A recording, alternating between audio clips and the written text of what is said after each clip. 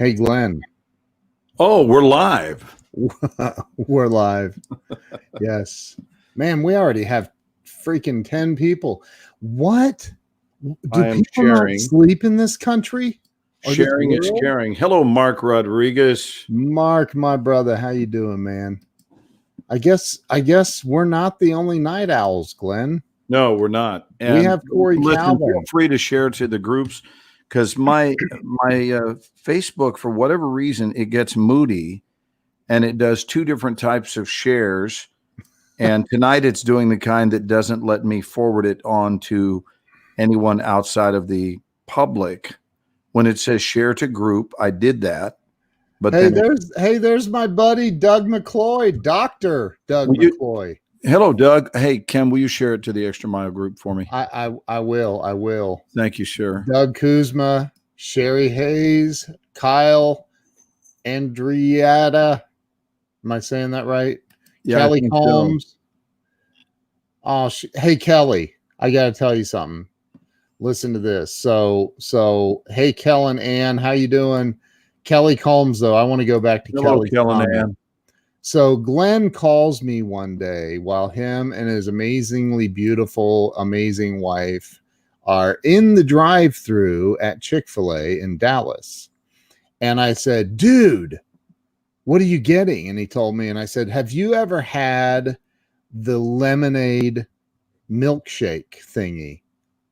And he goes, no, that sounds disgusting.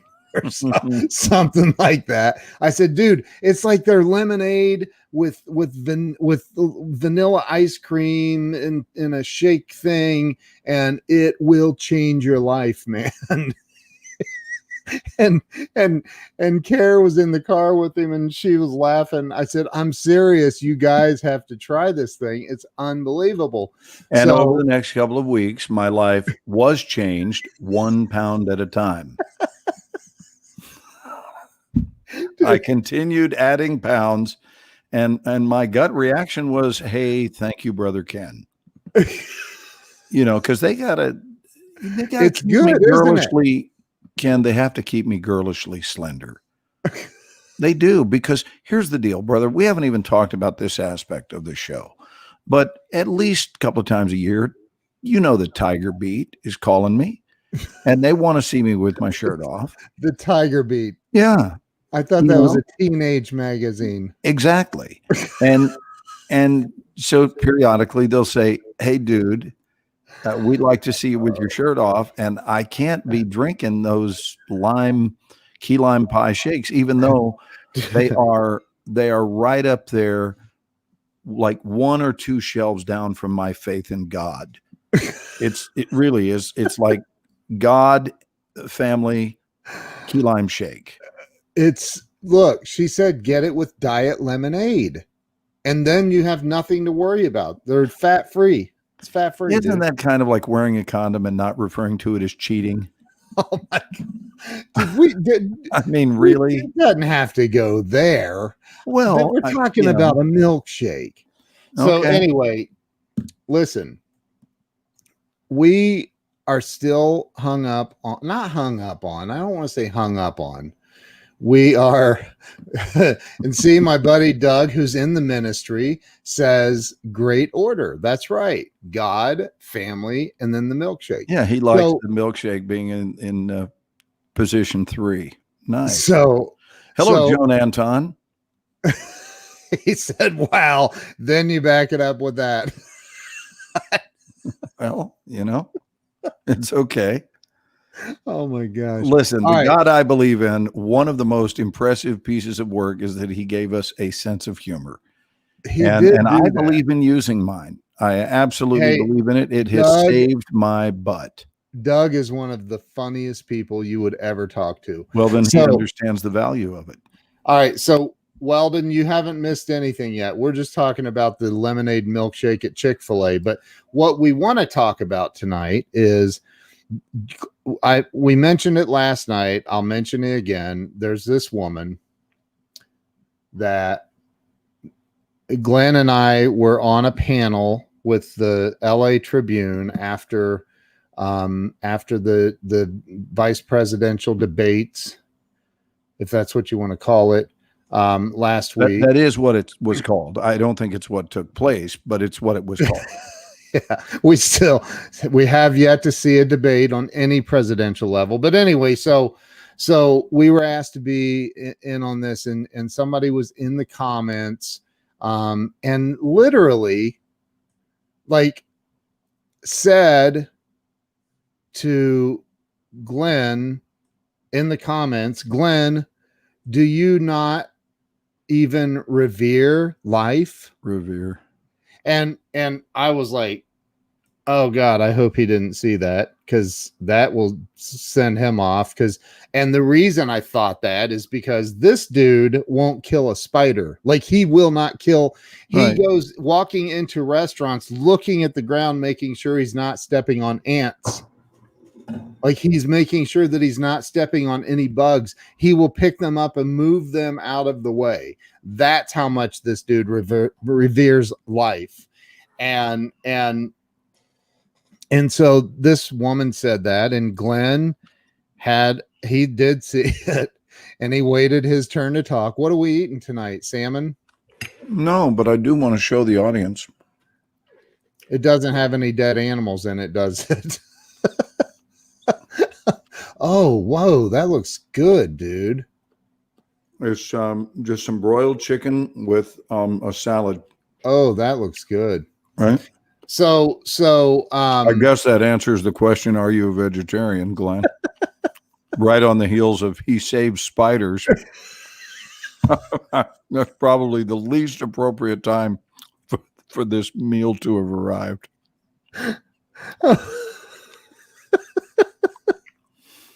Come on, that is funny. Anyway, so now this woman was a friend of Glenn's first, and he wasn't even really aware that they were friends, but apparently they were friends.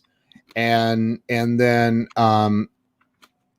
I thought she had made comments on other shows that we did, and I thought, wow, she's got some great energy, great comments. And Glenn, you and I both said, wow, that, and you, in fact, made it a point to call this person out at one point and say that was a really brilliant statement that you made. And acknowledged her comment.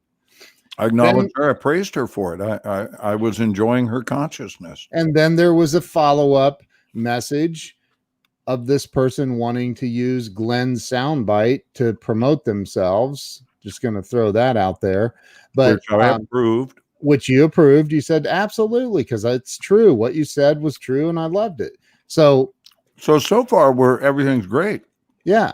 Right. And then she says this person says this the other night on that, and Glenn said, I forget how you put it. You put it like way better than I would have. I probably would have started swearing and told her what she could do after accusing. It was an accusatory statement, and very accusatory statement. And so, and then I got a turn to talk again, and I said, you know what? Let me just say this to answer the question about whether or not Glenn reveres life. And this was on a panel of 6-7 people that were there. I said, I don't know anybody on planet Earth that reveres life more than Glenn does. I don't know anyone that reveres it more than Glenn. And blah, blah, blah, blah, blah. And so, and this person was scheduled to be on my show, Breakthrough Walls. I get a message a couple of days later, I'm canceling my show with you. And I'm like, sounds great to me, because I was actually thinking the same thing. And then I thought, see, God just takes care of things for you if you just stay open. And you know, it handled itself. And then I saw that I got blocked. I'm like, well, that's cool. I said, Glenn, did you get blocked? And you're like, I don't even know how to check to see if I got blocked. I'm like, I wouldn't even know what it looks like, because I've never been blocked. Right. Now I know what it looks like. Just go look for her name. Now I know. Look for her name. And so like, yeah, anyway, we both got blocked apparently. And so Glenn called me and said, let's talk about friendship tonight. Let's talk about what that really means. Let's talk about what the Facebook friendship thing means. Let's talk about what real friendship means and how to separate them, because I think, and you brought this up, that there are a lot of people. I have 5,000 friends. Well, 4,999 now, thanks to getting blocked because of something I was going to talk do. some tonight, but I think you're doing a magnificent job. Well, I'm allowing watching your show. I'm allowing you to eat. No, I appreciate it. So thank you. I'm like, I don't know. There is absolutely you could go to full screen, Ken. There are better things people have to do with their time than watch me eat. They love watching you eat. In fact, I should go full screen. Go ahead, eat. You're right. You are right. Good vibes. Look, show him the shirt. Show him the shirt. Good vibes, Mr. Rogers. Oh my God. Good vibes. Wow. Good time. There's Doug Wing. Hey, Doug Wing. How in the world are you? I need to apologize to my friend Weldon Whitehurst, hoping he knew unequivocally 1,000% last night that I was playing with him when I made my silly comment. I just hope Weldon knows me well enough, because if he doesn't, then it might take some time. Look who we got. Weldon, I adore you. Michael I hope you know Murphy. What? Look. Funny, I actually catch you guys tonight. I talked to Tammy to send thank you cards to Scott, who could send them to you, and just found out I wrote the wrong address and they never made it. Oh, wow, that stinks. Glenn absolutely reveres life. He made life better for people he doesn't know because of how much he cares about it. That's the truth, man. Thank you. You know what it comes down to, Ken? Because I want to sort of, at least for my role in this, to cut to the chase, which is one of my greatest concerns. And this is all kidding aside. I really mean this. And I think there are going to be a lot of people who relate to this. This could be where I ask people to drop a 1 if this speaks to their heart. But I think one of my least favorite things in life is being misunderstood. No matter what it is, I don't want to be misunderstood. And that doesn't mean people need to like everything I say. That's fine. But I don't want to be misunderstood. And I certainly don't want to be misquoted. And this is a big thing when you do a lot of interviews, as I do, and as I have over the years. You really have to watch out, because invariably, and it happens more in newspaper interviews and so forth, or internet interviews, it's tough for them to get it wrong when it's just people listening to an interview. Right. That will be an accurate depiction of what was actually said. But when you have somebody interview you, and they've got a recorder and they're listening back to the recorder to then, put it into words on a page. So they transcribe the recorded interview into a scripted interview. Invariably, they massage the words, not even because they're trying to, but because the interview winds up pouring itself through their emotional filters. Yep. And then you're looking and going, I remember when Glenn said such and such, it was my favorite quote of the day. And I'm going, I never said that. And the reason I know I wouldn't, or the reason I know I didn't, is because in reading it, I wouldn't. Oh, listen to my cat. That's so funny. My cat is crying. The only one of our 7 that cries is Chance. Chancey, come up here. You want some of that chicken on your plate. So they will misquote you, and you look at it, and it's so frustrating because now it seems to be given credibility once it goes to print, and people are like, oh yeah, the guy, you remember the guy who played Aaron Pierce? Here's a talk he did on such and such, or an interview on such and such, and then they absolutely assume that's what you said. And so here we're talking about a very touchy subject. I do not want to get into the subject tonight, Ken, because that's not what our talk tonight is about anyway. But the subject we were talking about was not only misunderstood, but it was misunderstood to the tune of the furthest away you can misunderstand something. And the furthest away you can be is 180 degrees. Yes. It was exactly the opposite Yep. of how I feel.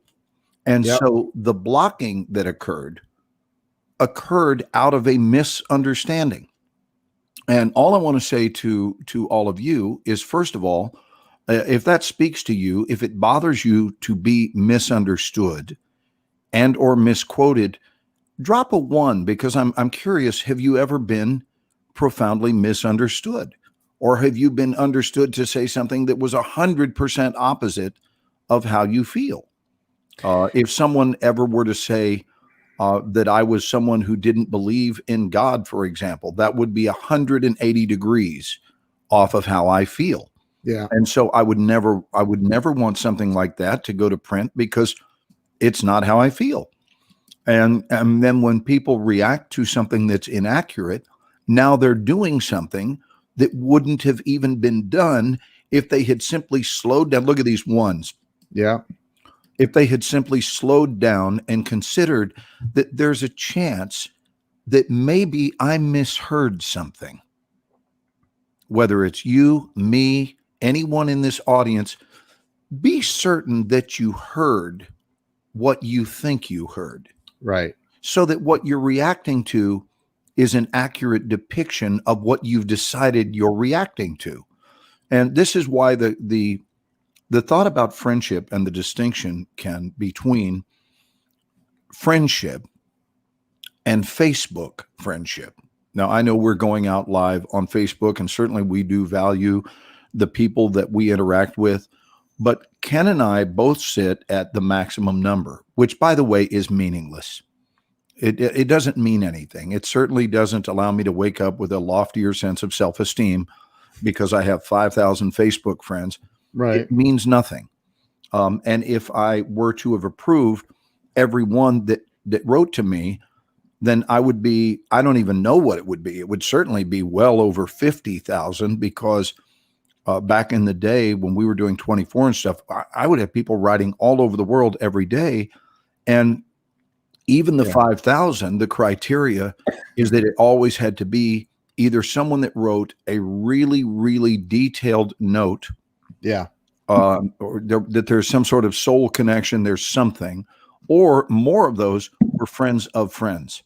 Mm-hmm. And I knew those friends, and they were all vetted by me before but if someone just writes to me blindly and says, hey, I'd like to be your Facebook friend, then I just didn't do it, because there was no more room for it. And now that I'm maxed out, even people that write, I don't have any more room until I start some other kind of fan page. And that's an extremely low priority to me, because I don't need a fan page. I don't desire to have one, but who knows, because I also don't want people to think the door is closed. The truth is there's no room. And in order to add someone, I do know that I go in about once a year, and it's actually kind of a sad journey, but I go through and clean out friends of mine that have passed away. And it almost feels disrespectful to delete those accounts, especially too soon. You know, I went back and looked today at a friend of mine whose account, she passed away 4 years ago, but she was such an angel in my life, and all sorts of pictures of us together. I'm just leaving it there as a memorial. Well, yeah, a tribute to her life. I don't have the heart to, and there's been no posting activity on that account for 4 years. Yeah. At any rate, the thing that I would like to say, Ken, I'm going to go back to eating, finishing up my dinner. Yeah. Is that I think it's very important to make to distinguish between what is a Facebook friendship and what is an actual friendship. Because here's the problem with Facebook friendships. The problem is not the title. The problem is what you, us, me, the individual, is holding in the way of an expectation. Right. And it becomes a numbers game. So, for example, with 5,000 friends, which is a joke, there is no way you're going to be able to efficiently address the needs of 5,000 people. In fact, if I were to do it well, I would probably disappoint, I gave Ken the math, approximately 4,975 of them. That's how many I would disappoint. Right. And 25 would feel validated and and serviced properly as a friend and so forth. So I want to quote the great late George Carlin. He said, "It's all about meeting my needs." And he was doing a character about someone he had interacted with. He goes, "It's just we all have needs, and I need my needs met." And he goes, "Hey, I have a thought. Why don't you get rid of some of your needs?" It's brilliant. Yeah. It's brilliant. So the idea that you're going to befriend someone on Facebook so that you can thrust your truckload of needs into their life to somehow make it their responsibility to carry you. It's not only insane, Ken, I agree with you, but I would add it's massively selfish to assume that someone you barely know is now being saddled up with the responsibility of carrying your life in ways that you're not even carrying your life.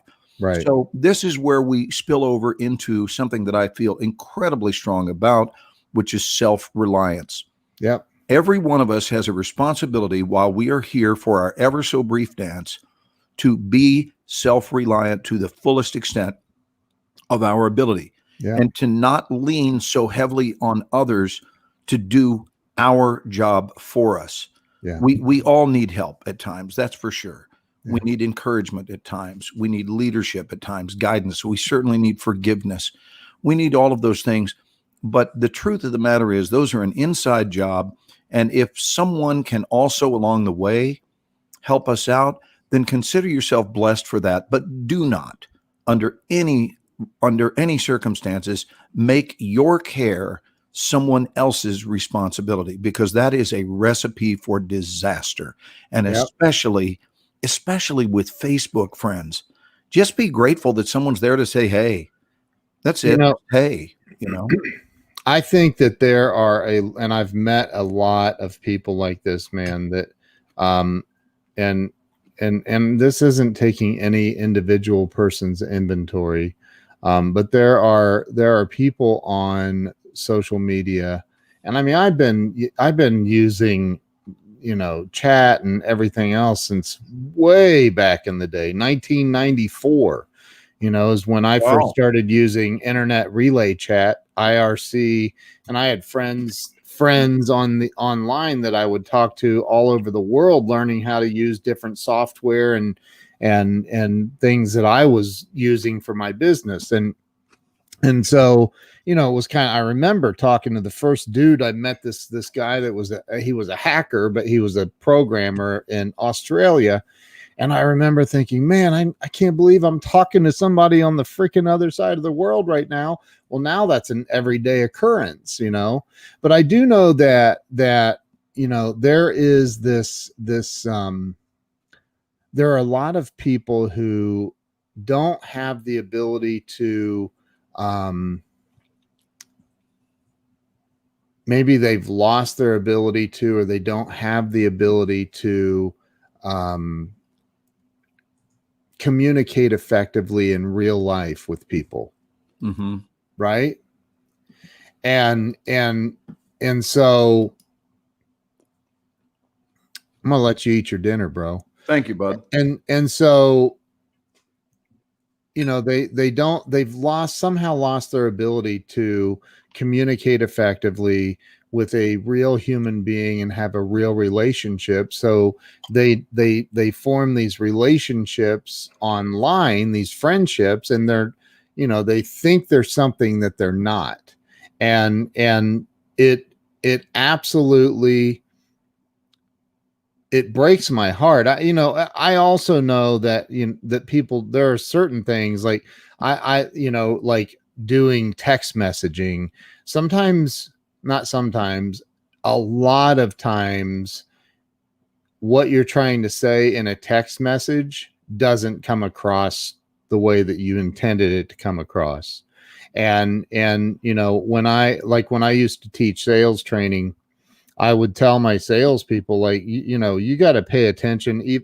This had nothing to do with text messaging, and now that's a common way to communicate, and so many things get lost in translation. But I used to teach, you've got to watch your tonality, the fluctuation of your voice when you're talking to a customer face to face. Like you've got to watch what you're saying. I used to teach this thing. I'd say, everybody write this sentence down. I did not say he beat his wife. And everybody would write it down. I'd say, now I can give that one sentence multiple meanings just by the way I say it. I will not change a word in the sentence. The order of the words will all stay the same, but I can change the meaning of the sentence just by the way that I where I place the accent on. Did you mute yourself? So anyway, sorry, I was trying to, okay. I was like, for example, I didn't say he beat his wife.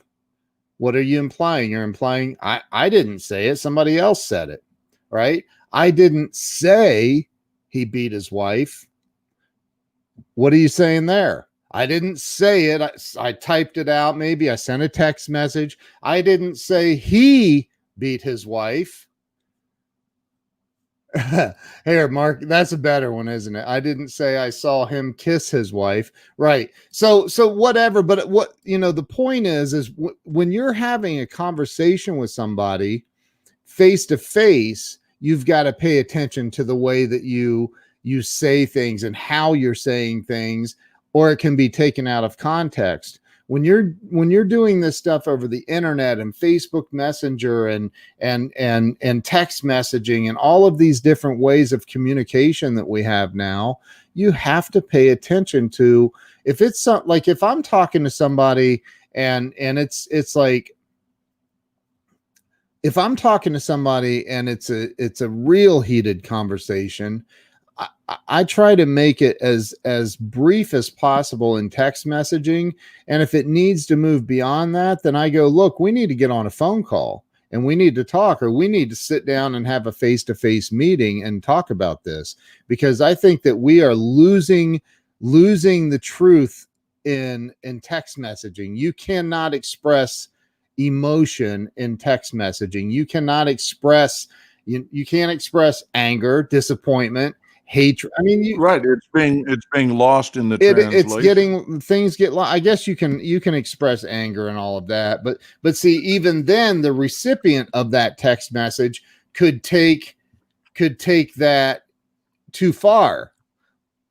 Like, what I could say in a text message, hey Glenn, that really disappointed me, and just leave it at that.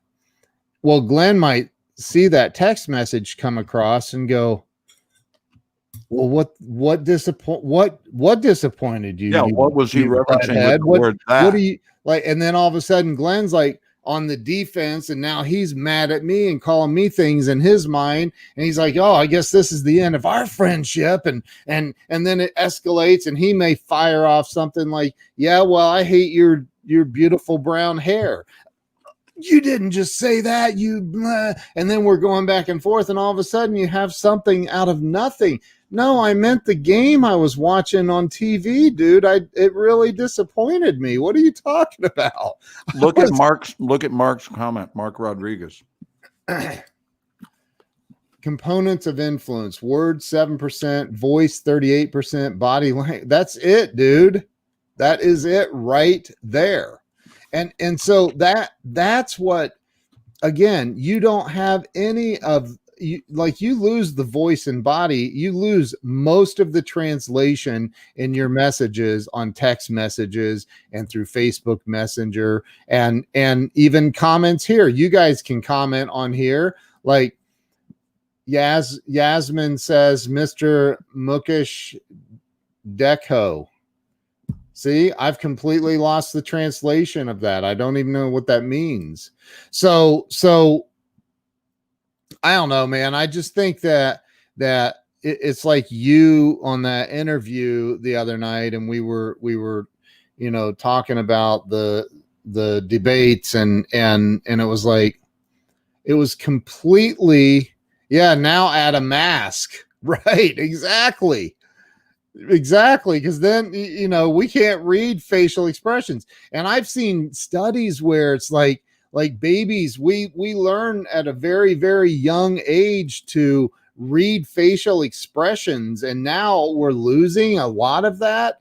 And I just think that we need to really think about, like, what is being lost in our messages. What is being when Glenn said this the other night, I know Glenn, and you guys that follow us and watch the show and hang out with Glenn and I, Glenn, his heart, the dude I mean, he doesn't do anything to cause harm to any kind of life.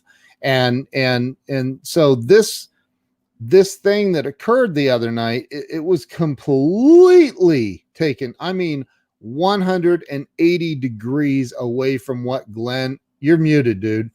Yeah, I know. I'm back. It was 180 degrees away from the truth. And it was completely taken out of context. And so that's what we're talking about. What's up, Mike Chavez? I think I may have an "ooh, that's just wrong." Okay. That just occurred that will make you smile. Okay. And I want to share it with you. And I want to show you how committed Carolyn knows that I am to you, and specifically to our time when we go live. Okay. She figured I wasn't going to go anywhere. So one, she brought dinner to me. Yeah. With napkins and so forth. Yeah. What concerns me is that she also handed me this. And I'm not joking. I guess she thought that should things just move on through, that there was an excellent chance I wasn't going to leave this chair, and she wanted me to have a little PT ready to go. Oh my God. TP, I would imagine she handed that to you for. And I see Billy and Bobby and Teddy and Joan and Yasmin and Gary Schill. Hi, Mark Rodriguez. Where are you? There you are, Mark Rodriguez. Melissa says, I try not to respond to some. Then you get a message upset that you won't answer. Okay, I don't actually know you. And that's the thing. Glenn, you did, before we went live, you said, there are people that are like, you didn't respond to me, Glenn Morshower. Right. Well, except for you did it. Your baby impression was much better. Can you do it for me? Well, it's just when someone is devastated because you didn't meet an emotional need that they have projected onto you. So all of a sudden someone is going, you didn't acknowledge my 10 years that I've been in dentistry, and I don't understand why. And I'm like going, because I was busy living my life. I didn't know that it was your 10-year mark in dentistry. I didn't know. It's not that I don't care. It's that maybe the problem isn't with me. Maybe the problem is you're leaning heavily upon someone to acknowledge every single aspect of your life. And maybe what you should do is learn to acknowledge yourself and your own accomplishments, instead of leaning so heavily on the world to acknowledge it. That's all. I'm certainly not trying to poke fun at it, but I'm actually exhausted, is the truth. I'm exhausted from the expectation. It's like the people who get upset with you because they send you a script and the next day they want to know if you've read it. And I'm thinking, do you have any clue? Let's begin with, I don't even know who you are. Second, you don't have any money for your project yet. Third, you are right now the 67th script on the runway. And of those 67, 3 of them have been greenlit with financing. 3. They're all legit, and they are the front runners. And these others are way back. Now, for those of you who ever pull stuff like this, I want to give you a little tip about the way it winds up getting handled. So the minute you go into a little pity party over the fact that it's been 24 hours and your script has not only been read, but it also hasn't been reviewed, and you didn't send a note about what this could be improved and this could be lost, then my next move is to throw it away. That's my next move, because it's already been made abundantly clear. What it comes down to is, I think that people leak. They leak who it is they are. We all do. We all leak who it is we are. And if we will pay closer attention to the manner in which people leak, then we will realize, oh my God, I didn't need to get into this poor exchange with this person at all, because they leaked so much information back up the road. If I had paid attention to these texts that I was the recipient of, or some sort of private message on Facebook, whatever it is, or something that was said, or a message that was left, or a message that traveled through somebody, whatever it is, maybe they reached out to us in a peculiar old-fashioned way, like via smoke signal, but whatever they did something that was so off-putting that they at that time were telling you in no uncertain terms what to expect of them. They were advertising who it is they are. So there's an old saying, I know you've heard it, most of you have heard it, which is that when people show you who they are, believe them. Believe them. So if someone does something that's incredibly off-putting, you shouldn't just assume that it was probably just not. There's a really good chance that they just advertised. There's a really good chance that they advertised what you can expect in the future. Most therapists will tell you that the greatest predictor of future behavior is past behavior. Yeah. Now, notice what they say. They say the greatest predictor. They don't say it's the only predictor, because it isn't. It isn't. There are many predictors of future behavior, but I agree. The greatest one is past and even current behavior. If I want to know what to expect from you today, I can do a quick review of what you usually do. There's another saying that keeps us well. I think if we know these sayings, such as how you do anything is how you do everything. Yeah. I'll say that again. How you do anything is how you do everything. So if you see someone, Ken, I know you know this, I'm just reviewing for our audience, not specifically for you, but when you look and you've come across the pathway of someone who half-assed does things, like that's what they do. Right. Their signature on anything is meaningless. They phone everything in. It's half-assed. Why did you think it was going to be any different when they went to work for your company? What does phone everything in mean? Meaning they half-assed it. They phoned it in. They weren't invested in it emotionally. They didn't care. It was when you phone something in, it means that you rendered the bare minimum. You contributed the least possible amount you could. It's called phoning something in. So they phone in everything, and all of a sudden we're shocked. We're shocked when the friendship itself gets phoned in. Are you kidding me? Yes, John, that's true. If nothing changes, then nothing changes. So they've always been half-ass at things. So I'm not saying that we should assume that everything they do will be half-assed. That's not what I'm saying, because you want to create a more optimistic space, and maybe they haven't had people invite them into a space of encouragement, for example. But I'll tell you what you shouldn't be, is you shouldn't be surprised. Right? I don't know about you. I've never once in my life been surprised when a dog barked, a cat meowed, or a shark bit something. Right. I'm not surprised when those things occur. When a rattlesnake bites someone, I don't go, oh my God, I can't believe that. I can't believe that happened. A rattlesnake, it bit someone. It's like, yeah, because that's what they do. It's the old story about the frog and the scorpion. Right. Yep. And the scorpion couldn't swim across the river, and it asked the frog if it could hitchhike on its back. And he said, as much as I'd love to be kind to you and generous and let you ride on my back, I'm quite frankly afraid that you'll sting me. And he says, I won't sting you. I just need a ride. And he says, well, can I take your word for it? And he says, yeah. And he takes the scorpion across the river, and right as it's leaping off the frog's back to the bank, it stings him.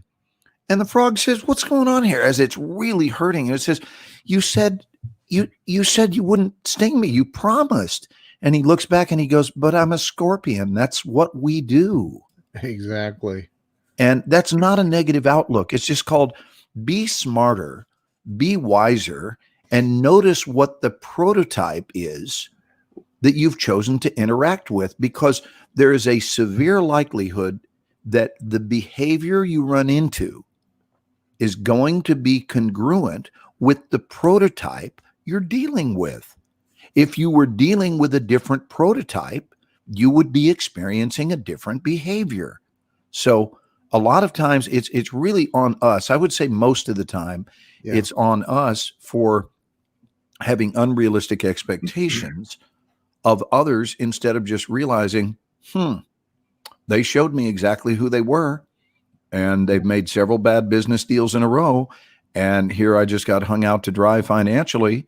And instead of blaming them, what I need to consider is that I chose very poorly. Yeah. Right. Or I assumed that it would be different. And I think those assumptions are very dangerous. Can we highlight some of the comments that are coming in? And yeah, but I think it's a great topic. I want to say, there's a book that I've mentioned many, many times called The Success Principles, written by Jack Canfield. And Chicken Soup for the Soul. Him and Mark wrote the Chicken Soup books, but Jack and some other lady wrote this book. And the very first principle is take 100% responsibility for everything in your life. And when you are especially putting your crap, so to speak, on a Facebook friend, somebody that you've never met with. So at least you and I have met, and thankfully to you for flying to Nashville to meet me, because celebrities do that all the time. They in between movies, they get on planes and fly to meet me. And correct me if I'm wrong, they usually use gas stations as a rendezvous point. They do. It's always an Exxon. It's weird.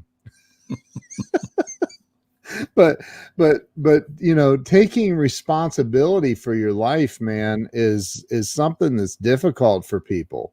And you've seen the movie, I know you have, As Good as It Gets. And it's literally Jack Nicholson. Yeah. It's one of my favorite movies. And there's this tiny little section of the movie. Do you think it's safe to show that little clip? Oh, I don't know, man. I don't know, but maybe not in the middle of the program, because I don't want us to get in trouble or flagged while we're doing. Yeah, that's a good point. So there's this point where this woman that works at Melvin Udall's publishing company's office says, "Mr. Udall, I want to ask you, I just can't resist. I want to ask you, how do you write so just beautifully? You write like, how do you write so well like a woman?" And he says, I'm going to butcher it, but he says, well, because you know how crude he is in this movie. Yeah, he's pretty crude. he's so crude. He has no filter. He goes, "Well, sweetheart, what I do is I think like a man, and then I remove all responsibility and logic." That's not how I feel about women, but it's one of the funniest lines. And it's like, what just happened to our numbers? Did that line send them? Everybody just left. Okay. The line sent them all packing. All right. So now we're down to Ernest and Gary Schill and Colin, and that's it. No. Oh, and Mark Rodriguez. Yes, Mark's the best. Look, we have Andre here. We have Robert Brooker. And that movie is hilarious. It is absolutely. We have John on here. Weldon goes back to some of the conversations from earlier in the week. We are responsible for learning how to read people and avoid unhealthy relationships. Yes. Indeed. Amen. I'm looking. Gary says, "Do you need anyone else?" Lynn says, "I'm here." It's a funny movie. I mean, that was a funny. Joan Anton says, "I'm still here." Yeah. I love what Mark Rodriguez says here, and I can hear it with his East Coast voice saying, "Look, the idea that friends, what does he say? The idea that Facebook friend." Can you put up Mark Rodriguez's comment? Yeah, it's like the idea. I can see him slowing down to say it. The idea that Facebook friend acceptance / rejection will change the course of life is ridiculous. It's And ludicrous. Ludicrous. Sorry, ludicrous. Ludicrous. I should put on my glasses. Yeah, ludicrous. Sorry about that, Mark. Yeah. See, and that's how people get misquoted. But that's why I And wanted look to read it here, and double check and Melissa. get it right. Melissa, thank you for saying that, Melissa. You also have to have a freaking sense of humor. Stop being offended. Yes. Yes. And yes. But you know what? Here's the deal. Oh my There God. are people, sorry, I don't open too many lines with there are people, but we know it's a truth. There are people who get up in the morning on a trajectory to look for things to be offended by. Yeah, man. Like that's the mission. And they, in a perfect world for them, is if they can get the mission accomplished prior to breakfast. I mean, seriously, like I got to get up and I got to look at Facebook and see who I need to ridicule. I got to see who I can be disappointed in and prove again to all of my friends that that life is so grotesquely unfair. And I saw Colin's comment. He said that I didn't respond to his friend request.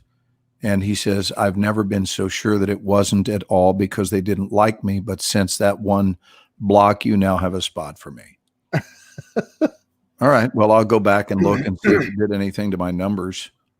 It amazes me how people take it so seriously when someone unfriends them on here. LOL. Right. Well, and I think that it's he was on our panel the other night too. Yes. Yes. Yeah. Very Hey, good. Andre. Yeah. But hey, I don't forget a face nor a name. And he had some really cool things to say. He did. And he and I were aligned very much so energetically. Yeah. So good dude. Andre, I don't know if that's how you pronounce it, but if it is Andre, I think it's Andre Torres. We're glad to have you here, brother. Yeah. Did you know Andre before the panel the other night, Ken? No, I did not. We're friends on Facebook now. So okay. So cool.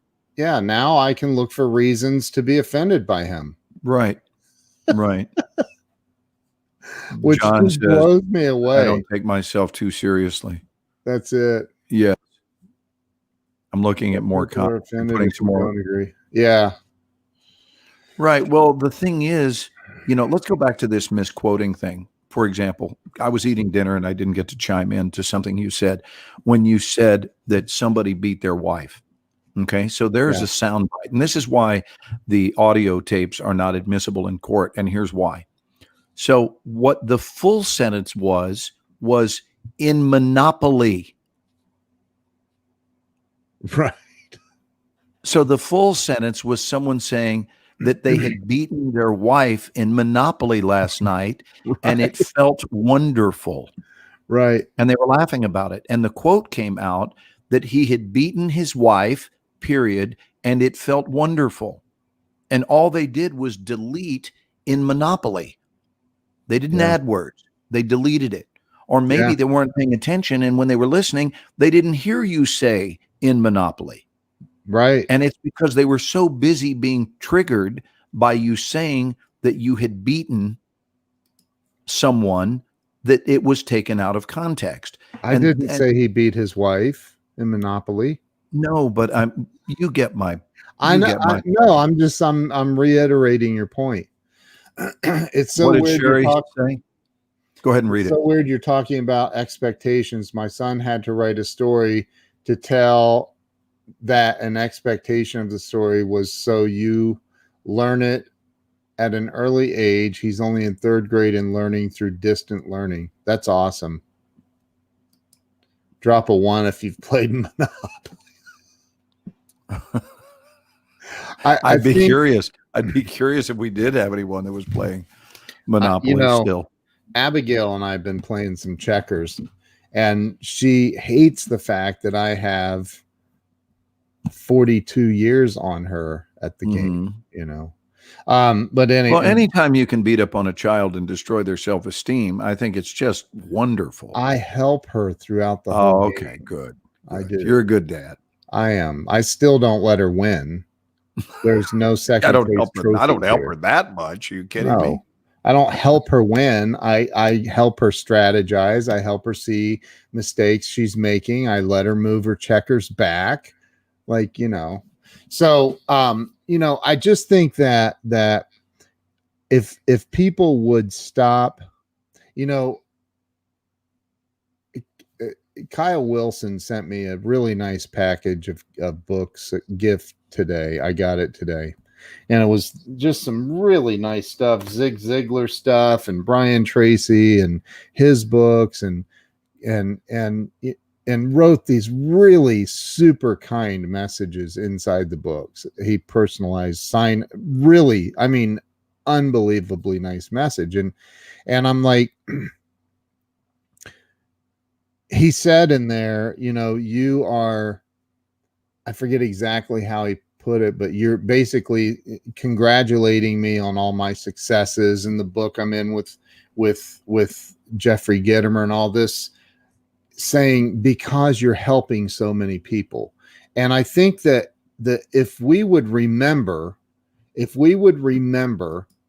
to help other people and stop looking, what you were just saying, stop looking for ways to be offended. Stop looking for reasons to be offended and start just helping other people. Are you typing something? I was, and I'm here present with you. Look for ways to help other people, not for ways to be offended. Look for ways to help other people, not for ways to see if they can add more fuel to your anger and get you just a little more pissed off at the world. And look for ways to help people, man. Or how about look into the mirror before you hit the send button? Yes. Just look into the mirror and go, is this maybe my issue? Right. That's so hard, dude. The thing that I'm trying to blame somebody else for, is this my issue? And let me tell you, if it's something you've done a bunch, it probably is. If that's been a pattern, right? Yeah. And if you've got loads and loads of people who've not only disappointed you, but over the same thing, there's a chance that you're working a program of unrealistic expectations. Yeah. There is that chance, and there's a really good chance. So I think you wind up feeling far more at peace when you practice self-reliance and see everything that others do as bonus. That's how I see others. I see others as they're bonus to my existing life. I think that at best, people are responsible. Not even responsible, that people show up in our lives to add icing. They add icing to an existing wonderful cake called your life.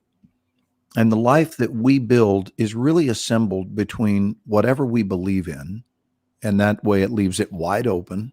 Right. But whatever we believe in terms of our faith and ourselves, and other human beings are not responsible for that. And if you're fortunate, there will be those who walk into your life and add a great deal of really delectable icing.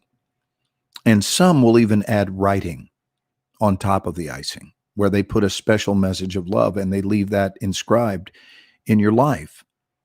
And the absolute top shelf people are the ones that will add a little flowery pattern to the writing. And they even put a candle in your life that burns eternally. And those are what true friends are. But to lean on people we do not know, to hold them responsible for behaviors we require, apparently, and that's how we know. I mean, that's how we know it's a requirement, because if someone doesn't deliver, we're upset. That means you're holding a requirement for somebody else. You know, one of the things Kyle Cease talks at length about, and Kyle's a dear friend and has been for many years, and one of the greatest truths that he is out there promoting in the world is when he says that it is a literal truth that nobody can break your heart, but rather what they break are your expectations. Yep.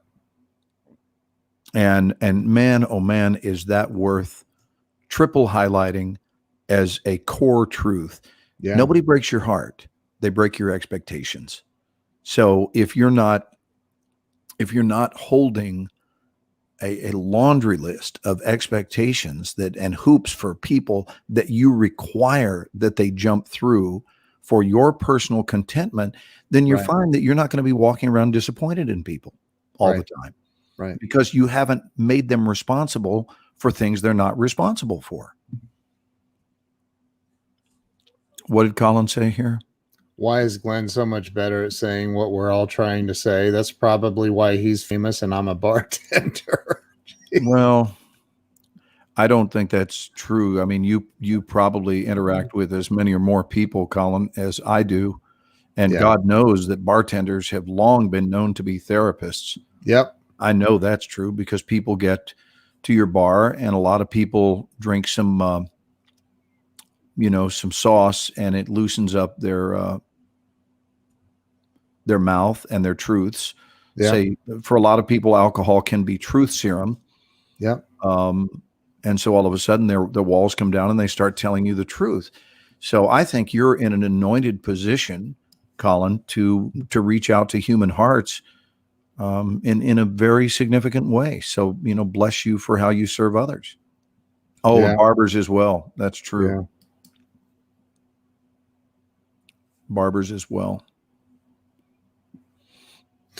I think something I always try to remember too is like, for example, hey, Monica. Hi, Monica. I think something that I try to remember is, especially in the midst of something that look, this girl was so overwhelmed with emotion that she thought, I don't want these two in my life ever again, and blocked us. And still find that hilarious. But like, I always try to think like, how I wonder what's going on in their life right now. I wonder what state of mind a person has. And sometimes it's me. If I'm going through, something really insane, I just had an intense conversation with somebody and hung up the phone and thought, my God, I can't stand talking to that person. And then you call and I'm like, hello, like you're still kind of in that crap. You're going through these emotions and you're, somebody else may be the recipient of those bad emotions. Right. So I always try to think, people, and you were talking about it a minute ago about how, about perceptions, what's their mental state of mind when they're receiving a message, like when they receive information, when they're receiving that, what state are they in? Are they receiving it openly, or are they, so the triggers, the things that trigger people, what are, Mark Lundholm, which we watched a little bit of him the other night, right? And the guy that does the recovery comedy act, he's in recovery. And he said, like some things are just like, he goes, for example, I'm standing outside the line. People are coming out of the club one night. I'm shaking hands, signing autographs, taking pictures. And this guy comes up to me and he goes, Mark, I'd like to talk to you alone for a moment. He's like, okay. He's like, and if you remember his face and his expressions, he's like, okay. He goes, Mark, you said something about Cheetos in your act, and I just want you to know that really offended me. And he's like, okay, how did it offend? Well, when I was a kid, I used to get smothered with Cheetos bags by my abuser, and I really don't appreciate you bringing it up like that. It really offended me. This is a true story. He goes, that to the rest of us, it's a snack. Right. It's a non-issue. It's just a snack. I was dude. playing the math when I told the friggin' story. It's just a snack, bro. I didn't know that my neighbor Sammy's sensitivity was sitting on the second aisle. Like just relax, bro. It's a snack. You got to let it go, man. You got to let it go. So anyway, yeah. Anyone who doesn't want the undeniable positivity that you two bring in their life needs to take a good hard look at themselves. I have no idea how anyone could listen to you both and not be changed positively. Wow. That's you, awesome, Colin. Dude. Thank you. Holy crap. You know what? If we ever go to Colin's bar, and I know you don't drink, but by gosh, we can sit down and have I drink water. We can have a root beer, right? You can have a drink. But I don't feel the need, Ken. But if we have a root beer together, I want Colin to know that I'm going to tip him excessively just for saying what he just said. That's very nice. I'm not. I'll let you do that. Okay. Well, you already told me that you were going to give me the opportunity to pay for it. And I thought that was so nice of you. It's really cool, bud. I love I'm just trying to be There's nice. no one who can think of his brother quite like you. I'm edifying you, bro. That's Thank all. you. Don't think I don't notice it too. And nothing gets by daddy. So listen. Look, Weldon said, I'm eating. He's eating Cheetos right now. I mean, oh, that's so funny. Right. Oh, that is funny. Here, and you know, there's this saying that the Buddhists have, and I love this saying, man. I don't know if it was Buddha or it was just some random monk or some whatever, but and it goes like this: in life, pain is inevitable. Suffering is a choice. Yep. We get to choose. The Cheetos bag is a Cheetos bag. Unless you'd have decided it's not. Unless you decided that it's a personal attack. For the rest of your life, every time you see a freaking Cheetos bag or somebody brings up Cheetos and especially using Cheetos in a comedy act, we got a problem. I don't appreciate you telling that story about the baboon. Because when I was a kid, I went with my family to the zoo and I witnessed a baboon playing with himself, and I haven't been the same ever since. Like, I'm sorry, I didn't know. Dude, I didn't know. Dude, I can't believe how good you are at that. That is scary. You should get into acting, man. I'm thinking about it. But I mean, here's the thing, whether it's a baboon or something, you know what, you could mention something that's generic. Right. You could talk about the fact that when I was a kid, I used to love to put nickels on the train track. I don't know. Have you ever put a coin on a train track? Oh, yeah. We used to so the youth of America doesn't know what it's at. They're so busy today with other things. They don't know the beauty of a penny being flattened. It's like, I don't think you knew that my brother took my allowance money, and those are the coins he used to get flattened on the track. He stole from me. And I'm going, okay, God. Maybe you'll want to take it easy. Dude, I had train tracks that ran right up. It was right up the street from my house. We could hear the train coming and we'd run up there with coins, put them on the track right before the train came through. Yes. Now, like, kids would get arrested for doing that, man, because everybody's looking for. There's going to be someone in the audience who goes. You mentioned a caboose. You referenced a caboose. Are you saying that I'm last? Oh my! I don't appreciate that. Oh my God! I mean, come on! I'm worth more than a caboose. And you're going, I don't think I can help you with this. Yeah, dude. Because I was playing about a train, and so here's the bottom line. The bottom line is, no matter what you're talking about and how seemingly generic and even safe it is, someone has had an emotional experience in connection with it. Yeah. No matter what it is. You could talk about peanut butter and, oh my God, I used to grieve when Peter Pan died. And you're going, Peter Pan was a fictional character. I know, but I was very close with him. Oh, God. Oh my God. I know, dude. This is why I never needed to do drugs, by the way, Ken, because I was always able to entertain myself.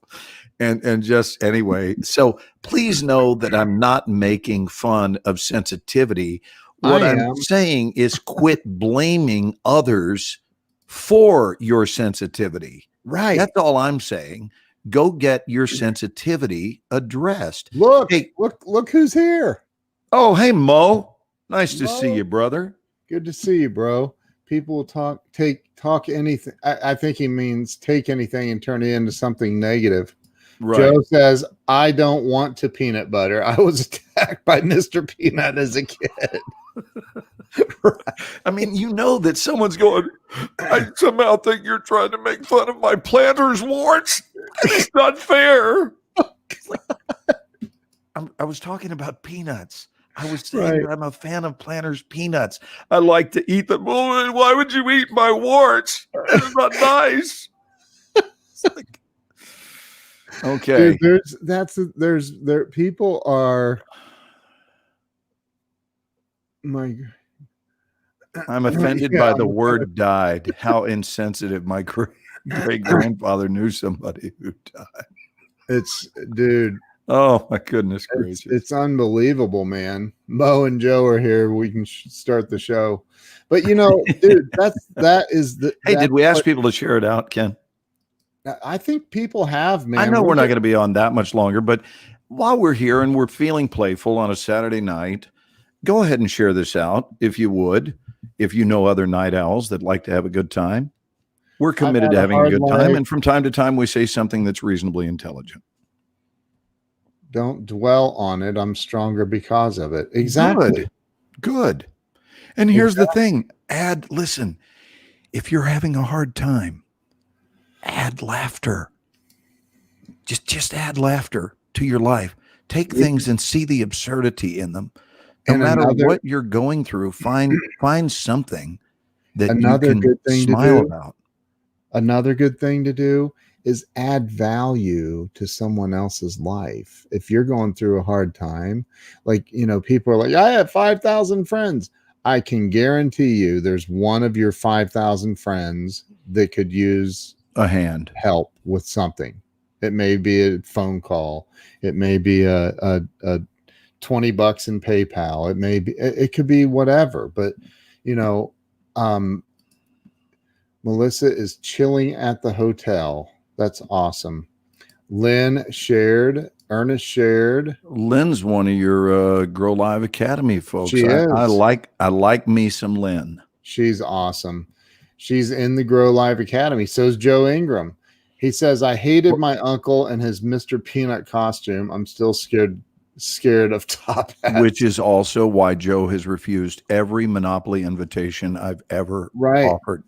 He just won't play the game with me. He's like, dude, I'm afraid you're going to give me the top hat as a piece, you know, because you get a choice of what piece you want to use to play. Yeah. And the one and only time that Joe and I played Monopoly, he broke out in hives when he saw the top hat. I believe scary. It's a scary thing. Was it instant? I mean, did you see him like appear? Oh, it was immediate. Was it on his face? He didn't even touch it, Ken. I just held it out and said, you know, you're kind of a top hat guy. And he was like, ah! You know? Joe is a little oversensitive like that. I said, Joe, you can play with another piece. Yeah. It's okay. Just don't give me. Gary always likes the car. Yeah. Because you remember it was a little metallic race car. Yeah. God, do you know that if you showed people, there is a whole generation that if you just showed the Monopoly pieces to these days, would just see them as pieces. Nobody would know that it's a Monopoly piece. It would be like, that's a little sports car. That's a sports car. Do you collect those? Those are nice. Oh my God. I can't believe that. I collect them along with everyone else who's played Monopoly before. Look at this. I send out 3 encouraging texts to people I haven't spoken to. There you go. Time. You never know who needs an encouraging word. That's true. Bill says he was there and Joe actually peed a little. Oh, it's so funny. So, hey, Glenn, I'm going to let you wait till you play Go Fish with Joe. Oh man, I need you to highlight some of these things, like Mark's comment, not the last one, previous. Can you go back up? Mark's a hoot. I enjoy Mark. He's saying, I have to excuse myself for a minute. Okay. Is that not okay? Of course it's okay, but can you just find Mark's comment? I can't. I'm a little offended you're advocating destroying currency. That one? No, it's further back up. Past that one? It was only like 2-3 minutes ago. Oh. It'll be right up there. He said Joe Ingram burned countless shirts with that little iron. Yeah. little bitty iron. Excuse me. Oh my gosh, the little bitty iron. Yes. Oh, Sherry's leaving. Her phone's dying. Good night, Sherry. Curtis likes the little Scotty dog. I'm going to go find this. They had a sack. Mitchell says in the later version, they had a sack of money. That was the Monopoly piece. Oh, Mitchell's here all the way from Grand Rapids, Michigan. Hey, Mitchell, I'm sorry about what was going on up there with the governor and so forth. Let me Did someone say Bill Janicek's name 3 times? He just appeared. That's funny. That's all you have to do. Go take care of your business, brother, and then come back. Okay. I'm going to see. Hey, I'll be right back. I'm going to see if I can look. You got this, man? Are you? Yeah, baby. I'm good. Nervous? I was talking about self-reliance earlier. I think I'm going to be okay. Are you sure? If I can't manage my life for 3 minutes, holy geez. Alert the media. No, don't. You're in the media. All right, hang on. I'll be right back. So I'm going to be a little bit subdued here while I scroll because, Mark, I wanted to comment on something you said. I can't highlight it, unfortunately, because I don't have the board here. But hopefully you guys are just kind of, into the gist of what's being discussed this evening and being able to have a line of demarcation between your expectations of a friend and of a Facebook friend. I think that one of the things, and I don't even know if Ken's within earshot right now, but one of the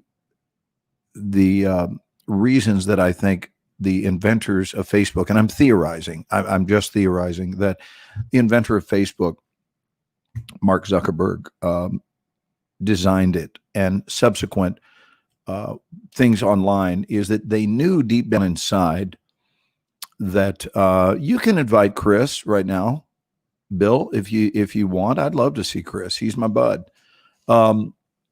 I think they knew that people like to have their desire for significance to be scratched from time to time. They want that, or possibly even need it. And so if they wake up in the morning and start their day and notice they've already had a couple of hits, or maybe it's later at night and they've had several likes or several shares or whatever, then they feel less lonely. And I think it winds up being a numbers game. I think that the larger your friend list is, the greater there is a chance that somebody will remember you, or will wish you a happy random Wednesday, and it doesn't even have to be your birthday. I think there's a lot of truth to that. And I suppose that there's a lot of good even to that, because I don't think people really want to feel lonely. I think that's probably a very sad feeling. Gary, I think you're right. Validation. I think most people want to feel like they make a difference in the world, that someone notices them, and even more than notices them, but actually values them. What are you saying, Mark, about Joe's Zoom? I see Joe online fairly often. He always does a great job. And I noticed, Mark, that many of you who are training with Ken are really doing some work on your lives. That's why I paid you a visit today. Unfortunately, I came in the absolute last minute. I think I saw maybe the last 20 seconds of your live stream. And just as I was getting ready to comment and let you know I was there, you were gone. So I went ahead and played it back and watched the whole thing. So, nice job. And you're increasing your comfort zone of being in front of a microphone and relaxing and realizing you don't need to push. And when you don't push, people will love you that much more. You'll be very real to them because you will feel like you are them, right? And they will very easily see themselves in you.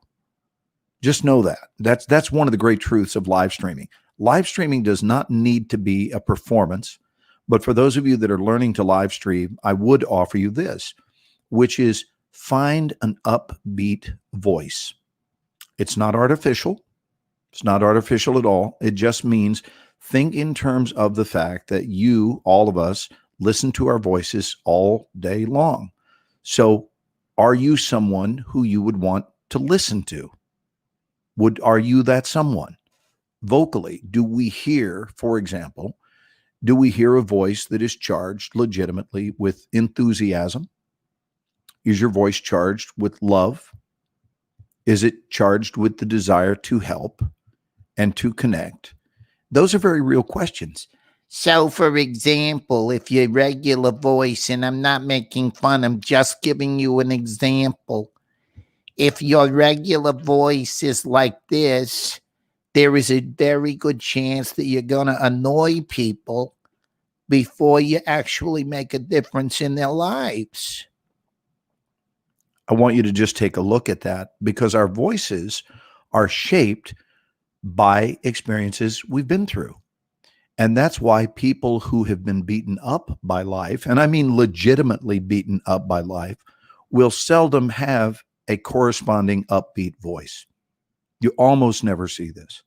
And I teach voice and dialect and have for many, many years. So what story is my voice telling? Because here's the thing I want you to know about voices. And I'll guarantee you this will be the next visit that I pay to Ken's class, is when I talk about the importance of the story that your voice is telling. Because here's the deal. You formed your voice, whether you think you have or not. You formed it based on your environment. I can prove it. Drop a 1 if you would like me to prove it. Or am I just talking only to myself? I'd love to believe that this is of some measure of interest. As soon as I get 1, I will move forward and talk about how your voice is formed environmentally. And then maybe you'll place more value. There it is. Thank you, Mark. You're the first one that said 1. I'm sure there'll be some others. But for example, if a child, let's say twins, are born in Tuscaloosa, Alabama, and one of those babies is flown to London a few days after its birth and is adopted and raised in London, and the other one stays in Tuscaloosa, those children will not sound the same way. So one of them is going to grow up sounding like this. And despite the fact that his brother's down there in Tuscaloosa sounding like this, right? He's going to sound like this in Tuscaloosa. And they came out of the same woman, formed by the same mama and daddy, but he's going to sound like this. And the reason is because everybody around him sounded like this. So all of a sudden, he's just doing what he knows. And so is the other one who sounds so astute. He's simply doing what he knows. So since we know that that's true environmentally, we have to realize it does not just stop with dialect. Oh my goodness gracious. And I got to tell you, I'm getting excited about taking this to the next level with Ken, because I love what we do. I friggin' love what we do. Whether it's a Friday night, a Saturday night, a Sunday night, I love what we do. And I would love to take it to the next level, which means to go national with some sort of syndication deal. I would love that. And I'm also ready for it, and I embrace it.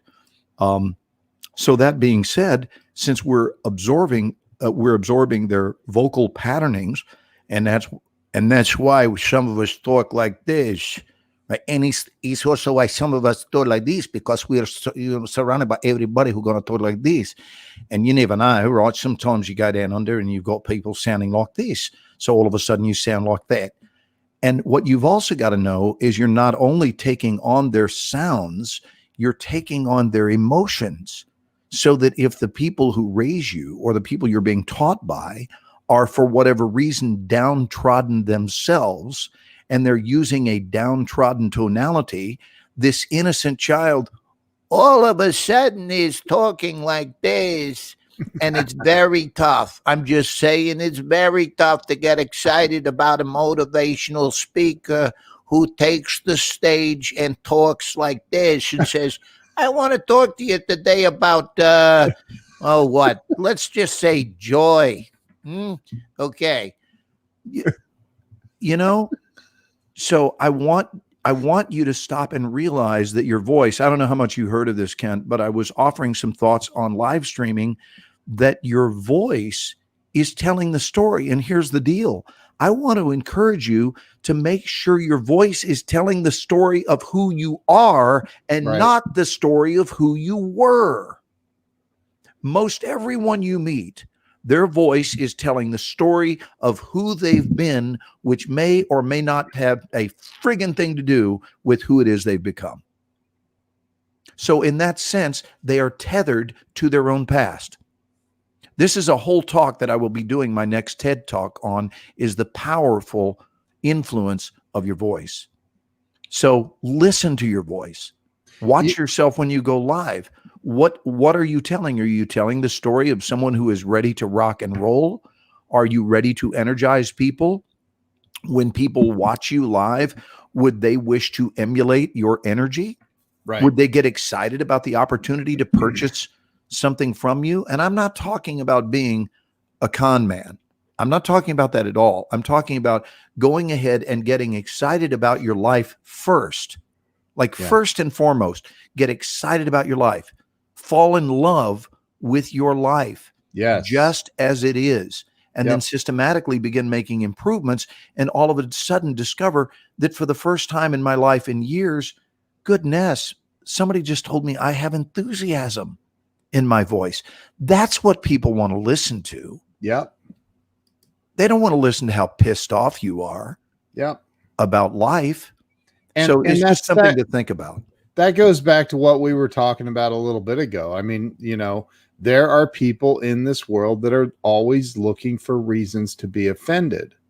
And that's literally programming that you have received. It is not your fault. It's not. No. People that do that is a learned behavior that they learned somewhere else, and they've taken it into their adult life, and it becomes a daily pattern for them. May I play yes and, Ken? Yes. May I play yes and say, I agree that it's not your fault. I do. However, I would add that it is your responsibility to do something about it. 1000%. So it's not your fault that it showed up, but it is your responsibility to do something about it. If the story you're constantly regurgitating is one of your pained past, instead of the story of the future and your present day that you're excited about residing in, then it's time to go to work on that. And I literally just wrote, you and I are doing chapters in Forbes Riley's new book coming out. I think that's my chapter, is The Power of the Spoken Voice. Well, I did my chapter. I just finished it and submitted it tonight. Is yours done? I'm just kidding. Well, I told you the original chapter that I wrote was on procrastination, but it was due a week ago.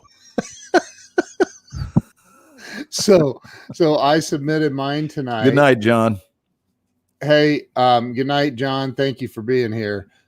There's my dear friend, Jamie Aguirre. I love Jamie. She is amazing. I love that. Make sure your voice is expressing who you are, not who you were. Teach us more, please, Mr. Morshower. But think about that, Jamie.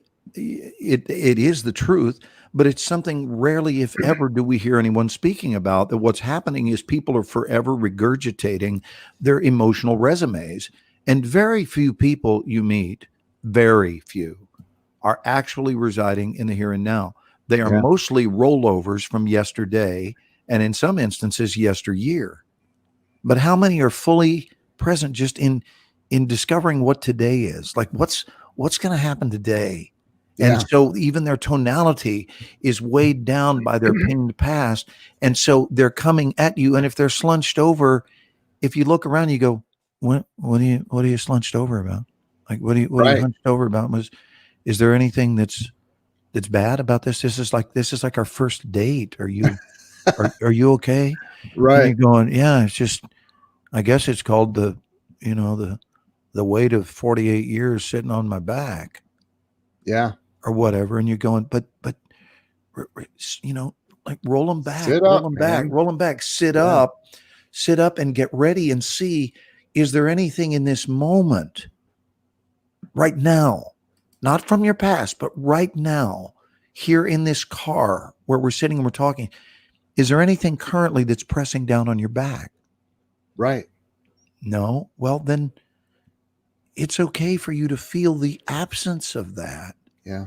Like give your back permission to go, wow, in this moment, I have no enemies except the ones in my head, but it's only the two of us here.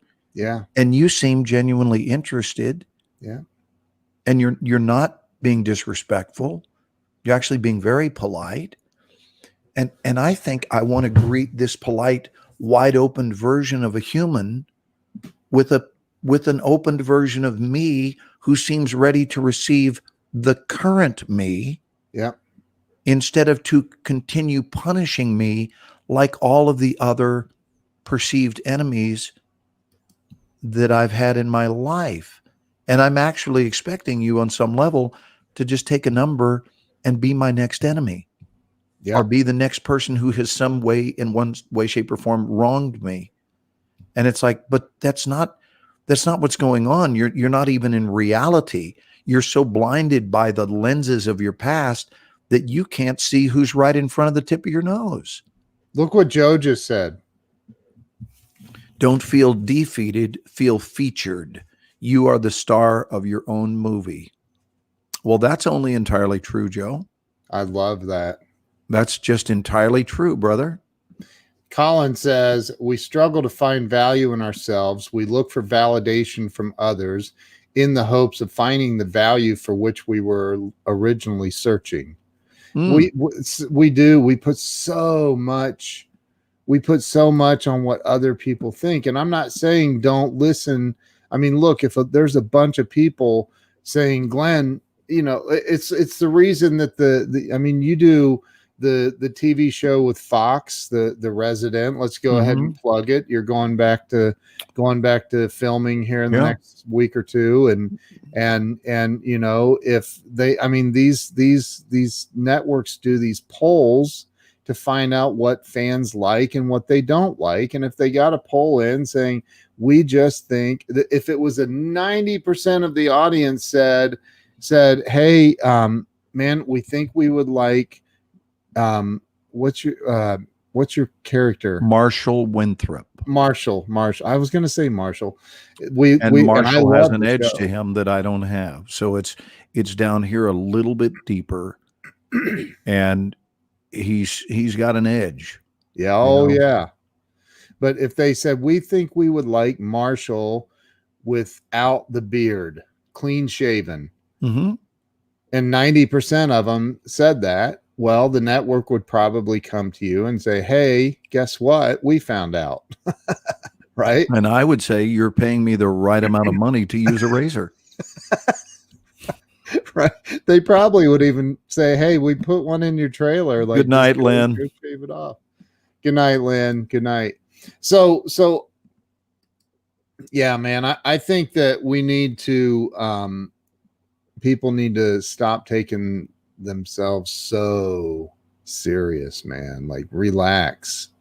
Life is good. Life is good. Relax and don't look for others to carry your load. That's it. Right? I mean, if someone offers you a helping hand, that's nice.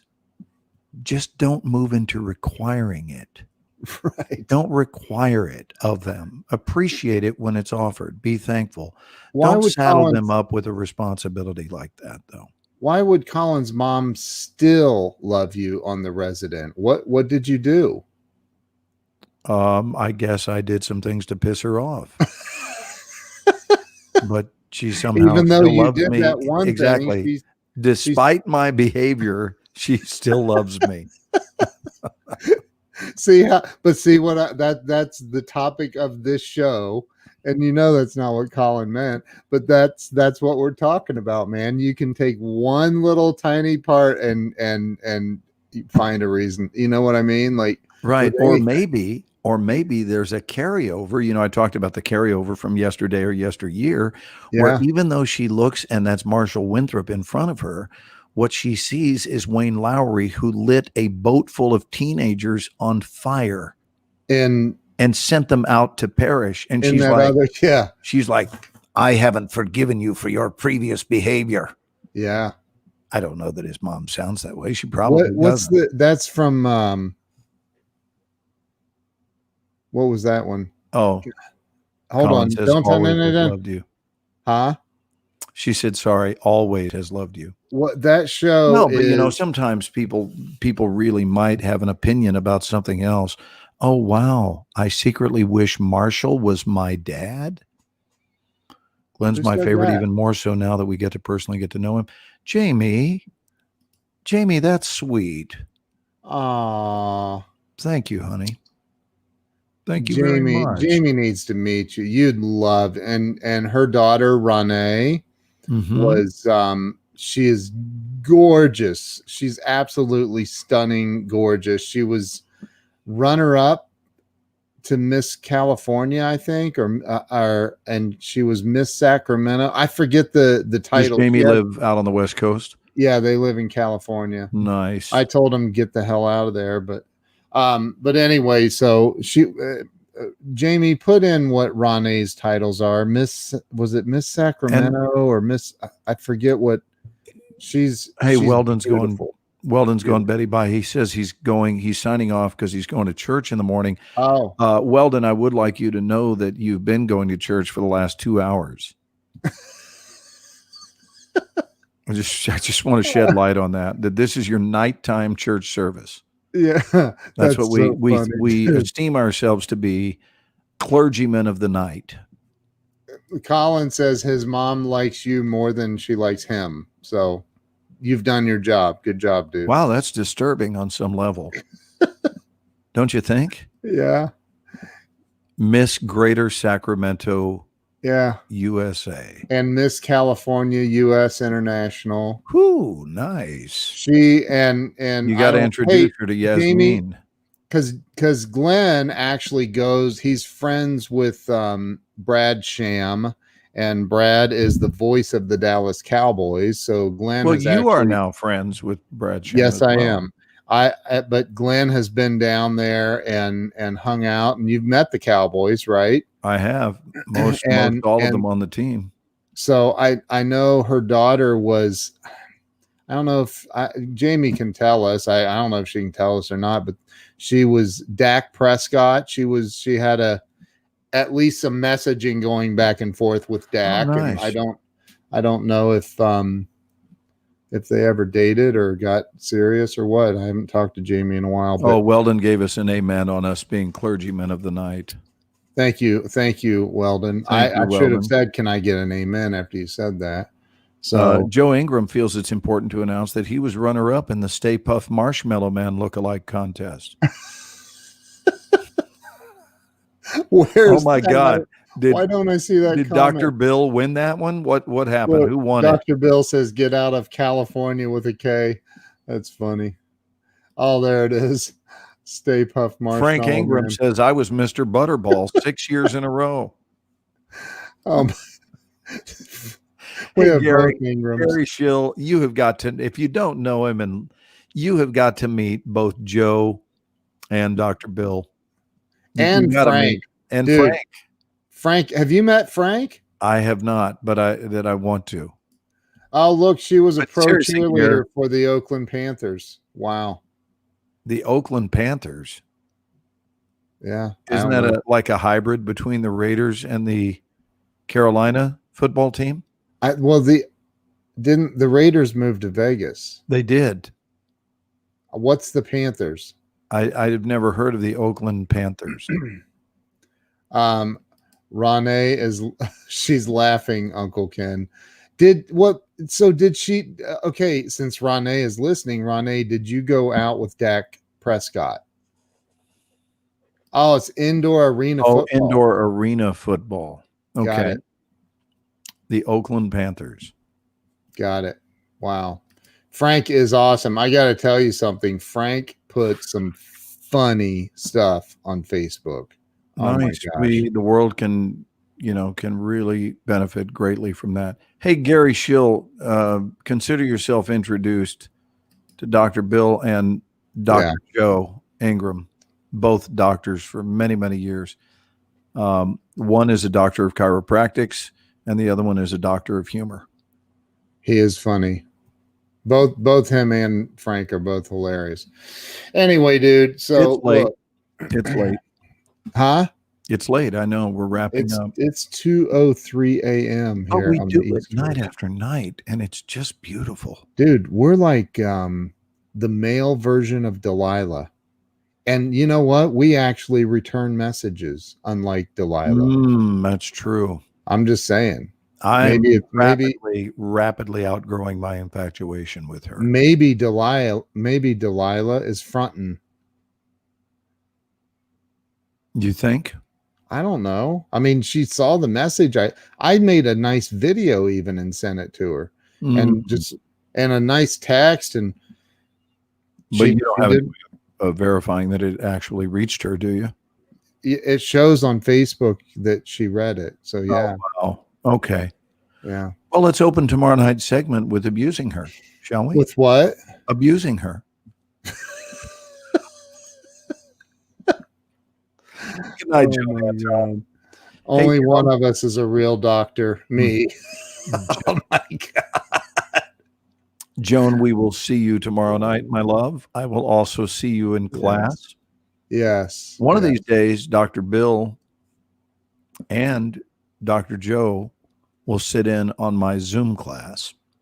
Yeah, it's funny that they never want to show up to your acting class. It's weird. Yeah, I just know that you guys are invited to hop on in and watch what's up. Hey, Ken. Yeah.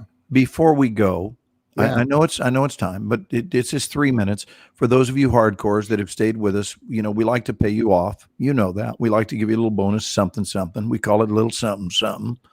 So here's your little something, something. Yeah, I know you did, Joe, but I want you to see what we're doing online. Yeah, it's really cool what they're doing. I want you to look at the latest scene that got posted, and it's on the Extra Mile page. Ken, if you can go to it.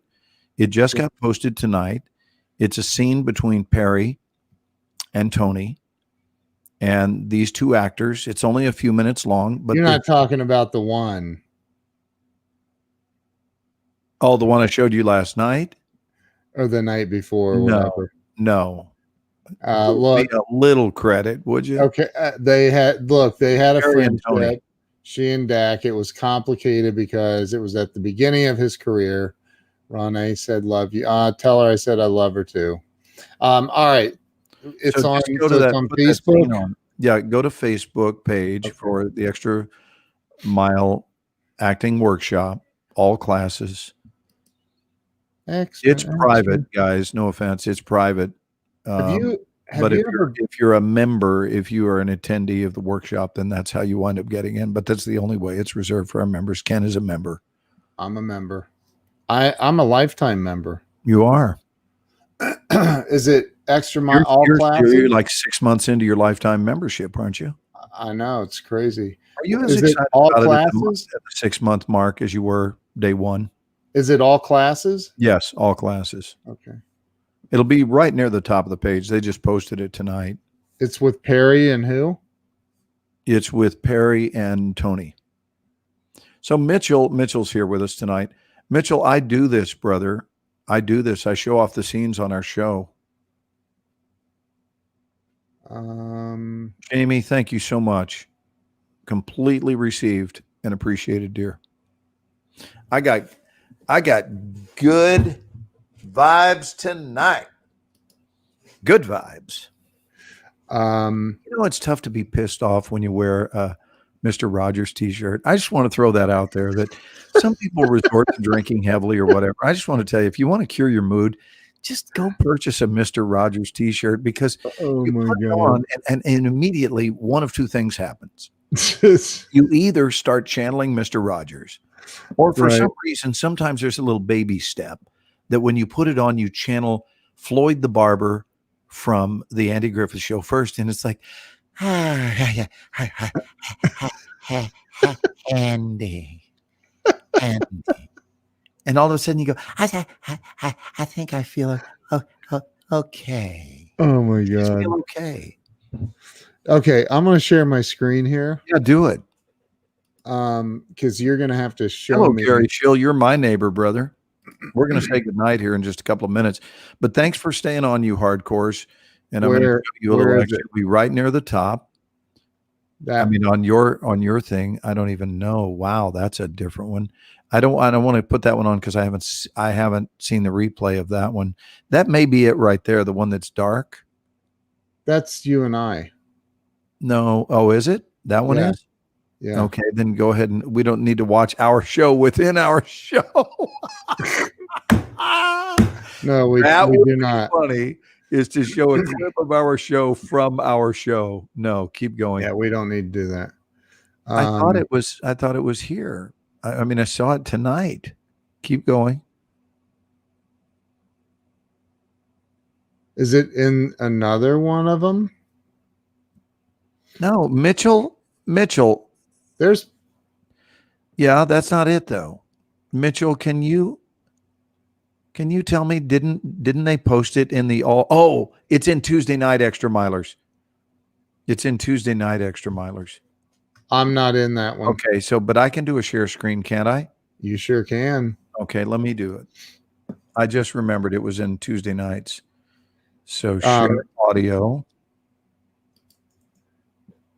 Yeah. And open up. And then I do Facebook. that. Wait a minute. What just happened? Don't show this tip again. Got it. There it is. Now open up another tab up there at the top. Up here. Yep. No, you already have Facebook open. So there you go. There you go.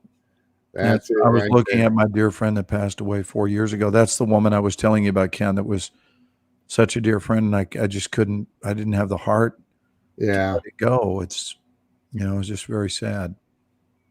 Yeah. Shelley is someone that was just Go up there to the search bar. Oh, yeah. And type in the there it is. Tuesday Night Extra Milers. see, I'm not in that group. And on a Tuesday night. Yeah, here it is. I had forgotten. Okay, so let me narrate this, guys. What you're about to see is only 3 minutes long, and these actors are not outdoors, and they're not even in the same room. One of them is in Dallas, the other one is in New York City, 1,500 miles apart. But through the correct use of camera angles and so forth, we create the illusion that they're together, and this is live in class. Watch the magic ensue. It's pretty cool. Hi.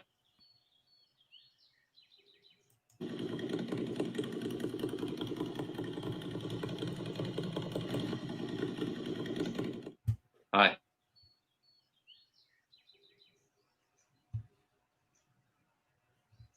The garage. He's quite a guy, your uncle. Yes, he is. Do you know him? Oh, I get around. Did you take him for a ride on that thing? Uh-huh. You took Albert Einstein for a ride on a motorcycle. Uh-huh. Well, don't ever do that again. Why not? Because he could have been killed. Loved it. He went wahoo. Wahoo? When was the last time he went wahoo? Well, I'm sure I don't know. When was the last time you went wahoo? Well, I'm sure I don't know You want to lift? on that. No. No. No. Come on. What's the worst case that happens? So you die a little. Come on, help me out. I'm a little nervous here. Oh, really? Why? Well, I'm trying to figure out the best way to ask you to dinner. Mr. Winters, Ed. Yes, well, I'm sure you're a very nice person, and I'm happy to know that my automotive safety is in your large, very capable hands. But I must be going this way. So, goodbye. Well, then I guess dinner's out of the question. Yes. All right, so I should give you this.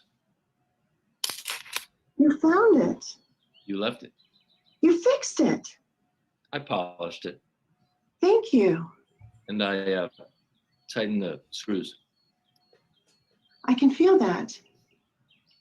It's very pretty. It was my father's, and I thought I'd lost it. Thank you. You're welcome. I'm sorry if I was a little abrupt earlier. No problem.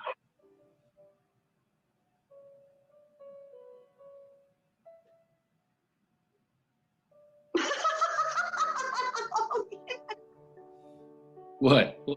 Marlon Brando. Yeah. Oh.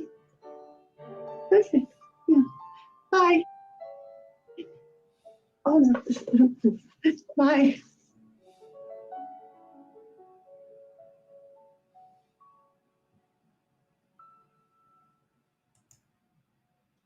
How adorable was that? What's that from? I've seen that. Glenn.